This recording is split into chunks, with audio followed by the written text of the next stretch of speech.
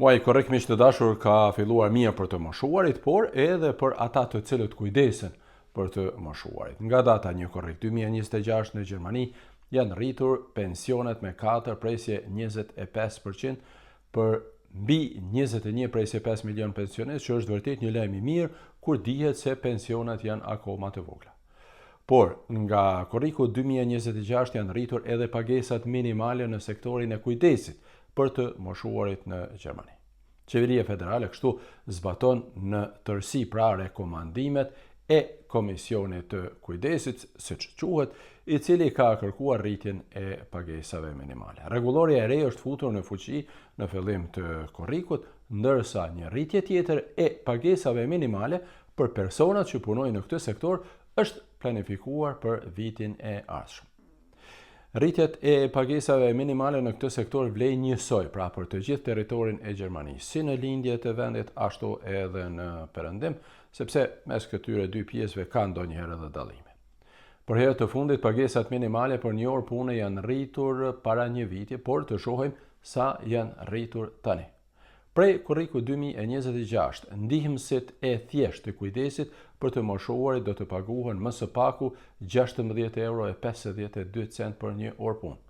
Ndihmësit e kualifikuar do të paguhen të paktën €17.80 për një orë punë, ndërsa infermierët profesionist në sektorin e kujdesit për të moshuarit do të paguhen të paktën €21.03 për një orë punë.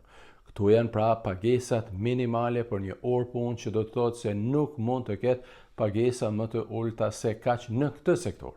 Por, ne shpresojmë shumë natyrisht të gjithë që ata të paguhen shumë më shumë se sa kaq. Ndryshe, për këta punonjës që kanë vërtet një punë jo vetëm të përgjithshme, por edhe as pak të lehtë, është futur në fuqi edhe e drejta për një pushim shtesë. Punonjësit në këtë sektor kanë të drejtë të marrin 9 ditë shtesë pushimi të paguar pra në vit, nëse punojnë me orar të plot. Kuptohet, përveç atyre 20 ditëve sa minimalisht ju takojnë me ligjin për pushimin.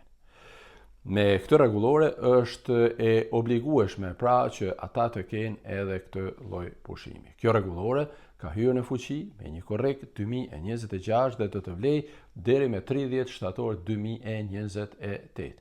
Pasi që në këtë sektor punojnë edhe shumë shqiptar, nuk do të ishte keq nëse e shpërndani këtë video dhe mos harroni të abonoheni në kanalet e mia, sepse në korrik vërtet priten lajme shumë interesante. Jo vetëm për shkak të reformave me të cilat ju kam njoftuar më parë, por pritet edhe miratimi i buxhetit për vitin 2027 e tjerë. Pra ka vërtet lajme interesante këto ditë. Faleminderit dhe mirëpash.